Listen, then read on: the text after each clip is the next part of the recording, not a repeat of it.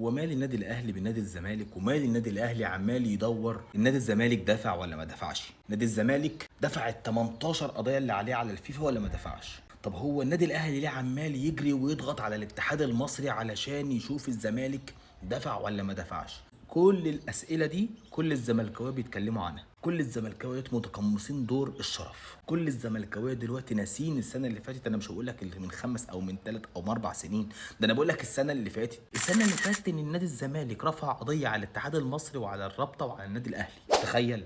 تخيل رفع 3 قواضي على النادي الاهلي وعلى الاتحاد وعلى الرابطه علشان يتخصم من النادي الاهلي 6 نقط ويدوا الدوري البيراميدز، وهو اصلا مالوش حق خالص. ده هو واخد المركز الثالث باجتياز باستموات على المركز الثالث. القضيه مش قضيتك ولا الحكايه حكايتك، وانت عمال تحارب لنادي تاني. وانت جاي السنه دي بتقول لي هو انت بتحارب ليه؟ هو انت بتدور ليه ورايا وبتشوف ان انا دفعت مديوناتي ولا ما دفعتش؟ يا شيخ قسما بالله انت بجد؟